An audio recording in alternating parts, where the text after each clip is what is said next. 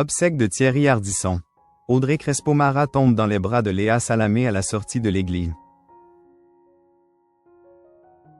Ce 17 juillet, la famille et les proches de Thierry Ardisson se sont rassemblés à 16h30 à l'église Saint-Roch, à Paris, pour lui dire adieu. À la fin de la cérémonie, Audrey Crespo-Mara, sa veuve, est tombée dans les bras de son amie Léa Salamé. Un soutien qui lui a fait du bien. Thierry Ardisson a été accompagné ce jeudi 17 juillet dans sa dernière demeure par sa famille lors d'une inhumation qui a eu lieu, dans la plus stricte intimité, comme indiqué dans un communiqué de presse. Un peu plus tôt, les proches de l'homme en noir se sont réunis à 16h30 à l'église Saint-Roch, à Paris, pour assister à la cérémonie organisée en l'honneur du défunt. Audrey Crespo-Mara, entourée de ses 2 garçons et des 3 enfants de son mari, est arrivée en première devant le lieu de culte et a tenu à accueillir les invités un par un, selon nos confrères de BFM TV.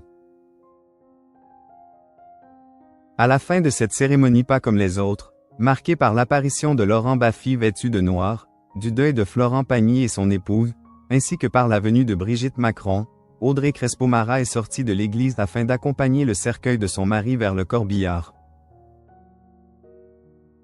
L'animatrice de TF1 a alors retrouvé sur le parvis son amie Léa Salamé, dont elle est tombée dans les bras en la retrouvant. Celle qui prendra la tête du JT de France 2 à la rentrée s'est empressée de lui remonter le moral en lui prenant le visage avec tendresse. Un doux moment de complicité qui a dû faire beaucoup de bien à la veuve de l'homme en noir. Obsèques de Thierry Ardisson. L'émouvant et cash discours d'Audrey Crespo-Mara pendant la cérémonie. Steven Bellery, le chef du service culture de BFM TV, a rapporté à l'antenne quelques passages du discours d'Audrey Crespo-Mara, au cours de cette messe commémorative. Tu m'as dit, pitié à l'église avec les enfants, avec les curés, ne faites pas chiant. Alors promis, on ne fera pas chiant, a-t-elle lancé, avant de poursuivre. Quant au choix mon amour de partir un 14 juillet, toi le monarchiste, chapeau bas. Tu es né un 6 janvier, le jour de la fête des rois et tu as dit, fuck, le jour de la révolution, avec les enfants ça nous a bien fait marrer.